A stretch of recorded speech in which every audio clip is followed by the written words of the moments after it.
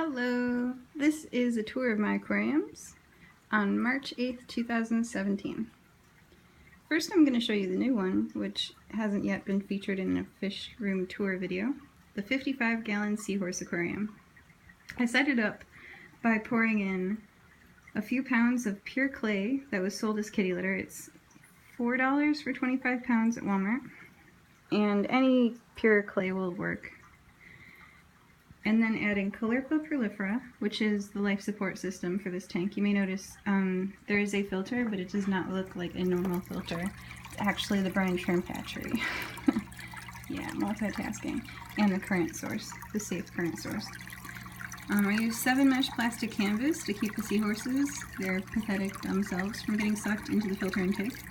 And I use a UV sterilizer and spirulina algae to control the amount of green water. Less, more, so that I can feed my thousands and thousands of copepods, which I will show you now. Copepods. So many copepods. And copepods are a nice basal food source. Basically, it's what they eat in the wild. They being seahorses. Hello, seahorse. Don't look at me. Look at me. No, neither worked. Okay. Let's try this seahorse. Seahorse. There we go. So yeah, so there's seahorses in here. I feed them brine shrimp using that filter that you saw. Come on, seahorse. Using that filter that you saw earlier. Here's a little baby seahorse. No, that's an adult. Okay, alright, I'm gonna stop showing you seahorses because I will get distracted and just look at them.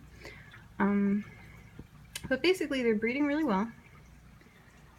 They have been in here since January 30th, and they're having lots of babies. There's babies everywhere from really, really tiny sized, like that.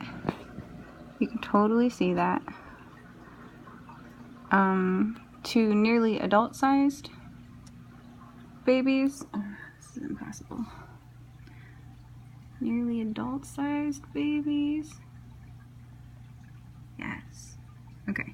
And then there's tiny little newborns. And they're all doing really well. And mostly because they don't get sucked into the filter. So, alright, what else? I feed them, yes, that's right. Okay. I feed them brine shrimp. I get distracted whenever I look at my fish. I feed them brine shrimp by adding that daily to the filter. They hatch kind of at their own rate. And then I also have vinegar eels right here. These are vinegar eels. They're free-swimming nematodes that eat the bacteria that eat the apple and the pear that are in here. And you can harvest them by pouring them through a coffee filter. I also use microworms. You cut a little bit of... I should just show it this way. Alright, so you cut a little bit of the... tap on the phone to make it focus. There we go. Cut a little bit of the container to make an air hole. Tape the coffee filter over it so that bugs cannot possibly get in your air hole. Put oatmeal down. Yeah.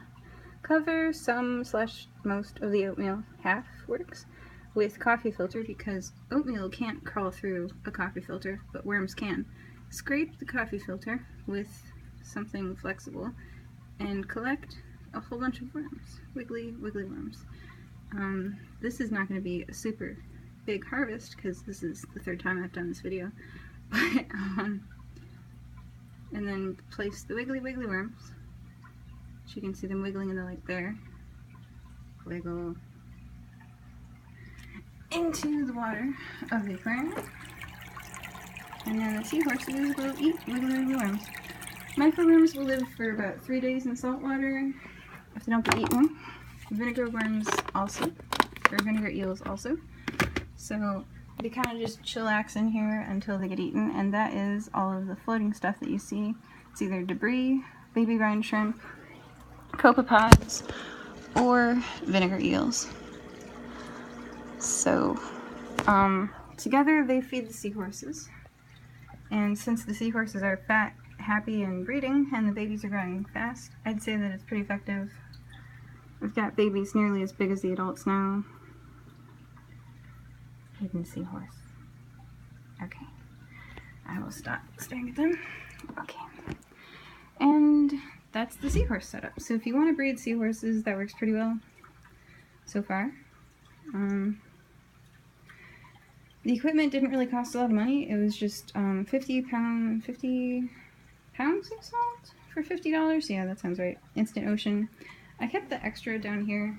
It's enough to make like 200 gallons of salt. So if something happens, I can drain and refill the tank just in case. I don't anticipate ever using that because this is a nitrogen balanced tank.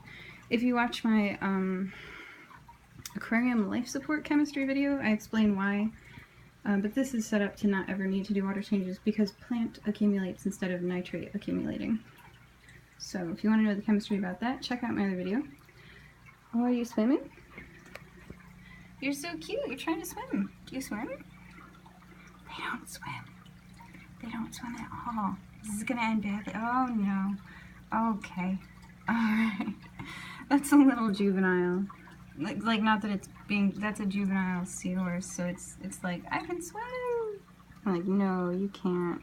Okay. Alright, good luck there, buddy.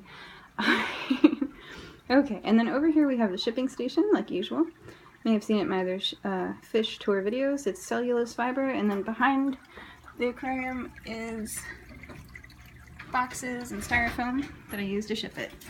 And I'm doing a fish tour video right now, my love. It'll be over soon, I'm sorry. Okay, and here is the guppy tower. It's 4 tanks that I use to grow out fry. These are the smallest fry. You can catch them from the breeding tank when they're still surface clinging like this, and it's easy to catch them and put them in their own tank so that they don't get eaten. Again, no filters. Check out my aquarium life support video if you want to see how. As the fish and the plant both grow, it becomes closer and closer to harvest time to put them in the adult to cell tank. And yeah, these fish are almost ready. And then I put them in the adult to cell tank, which is over here. And these are adults that are ready to sell. Hi, dude. I've got 3 of these guys going out tomorrow to Missouri.